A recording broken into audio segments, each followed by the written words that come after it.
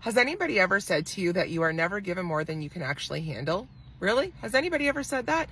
I've had it said to me more times in the past 2 weeks than I ever have in my entire life, and I think I'm ready to snap if I hear it one more time. I've had a lot of health struggles recently that have gone unanswered, and while I wait in limbo trying to figure that all out, my Jeep gets backed into last week while I'm at the dentist getting my mouth guard. I came out of the treatment room and talked to the receptionist about follow-up and bill payment and all of that good stuff, and at the end of it, she says to me, "Hey, what kind of a vehicle do you happen to drive?" And I said, "Well, I drive that white Jeep that is parked right outside of your window." And I turned to look to see several people standing around, and a woman literally slouched over the hood of my Jeep. Slouched over the hood of it. I say to the receptionist, "I'm going to go talk to them and I'll be right back." As I approach the crowd, I can tell that this woman is experiencing some medical difficulties. She's quite elderly, and it looks like she is in some mental distress. The onlookers tell me that she has literally backed into my Jeep, my brand new Jeep. So at first, I have all the feelings of frustration and upset and honestly a little bit of shock. But at the base of this, I talk to this woman and I say to her, "Are you okay? Is there somebody that I can call for you?" And she tells me, "No, I just have to get to my dentist appointment." So she goes inside, and all of these witnesses are telling me, "Look, you need to call the police because we think that she's not fit to be driving." So after she goes inside, I call the 1-800 number for the OPP, and they tell me that officers are on the way. I go back inside into the dentist's office to let this woman know that the police are coming, and the receptionist informs me that this lady is actually not a patient of theirs. They have no idea who she is and no record of ever having seen her before. But they think they figured out who the dentist is, and they've made a call to let them know. By this point, time is really starting to get on. One of the witnesses was kind enough to stay to help me get this lady back into her vehicle. I have been told by the police that it is okay just to get the name and phone number of all of these witnesses and simply wait for the police to arrive on scene. So we have a little bit of wait. I go and I talk to this woman who's in her vehicle, and I can tell that she is just so upset. She says that she's been driving for, several years. She's just turned 90 and she's never ever had an accident. She said up until recently, her cognition's been really, really well, but her body's just failing her. I ask again if there's anybody that I can call, and what she said absolutely breaks my heart. She tells me that her husband is deceased, she has no children, and that all of her friends have died as well.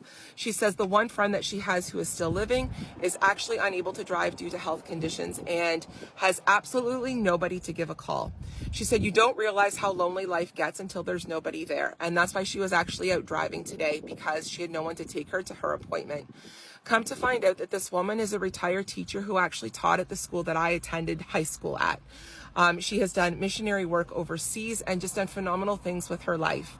I can't begin to imagine what life is like doing all of these great things, and then at the end of it to have nobody left there with you. My heart absolutely ached for this woman, and as much as it's an inconvenience to have to deal with insurance and buy new car seats and get rental vehicles and do all of that stuff, and the fact that the value of my vehicle has depreciated so much because of this, and it's essentially brand new. Although that stuff's heartbreaking, I can't begin to imagine what she's going through. By the time the police get there, there's a female officer who is speaking with this lady, and the male officer has kind of taken me aside. He takes my ownership, my insurance, my driver's license, and tells me that he will be right back. In the interim, the female officer comes and speaks to me and says, "This woman has asked to speak with you one last time." I go over and I speak with her, and she apologizes once again, and I tell her, "You know what, this is not your fault. It's okay. I'm not mad at you. I'm just glad that you're going to be okay." It ended on fairly good terms. The male officer came back and said, "You know what, you need to go home and call your insurance company right away because this needs to be reported." He's, of course, unable to tell me if there's going to be charges or any of that. And at the end of the day, I say to him, "I just want the safety of everyone in this community, and I want this lady to get the care that I really think that she absolutely needs." So while I do believe that I have been given more than I can handle at this present time, I'm also reminded of a familiar phrase that people always say, and that phrase is that everything happens for a reason. Nobody was hurt in this incident, and I've really done a lot of reflecting.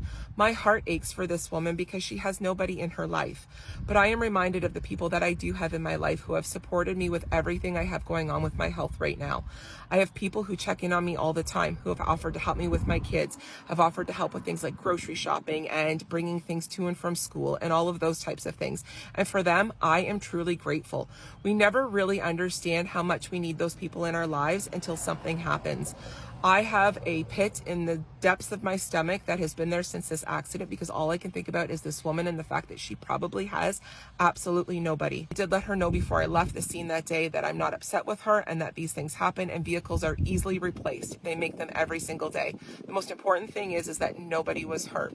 So with that, I send you the biggest reminder in the world that if you have people who are with you at all points and times in your life, let them know how much you appreciate them, because some people don't have that luxury and it's truly heartbreaking.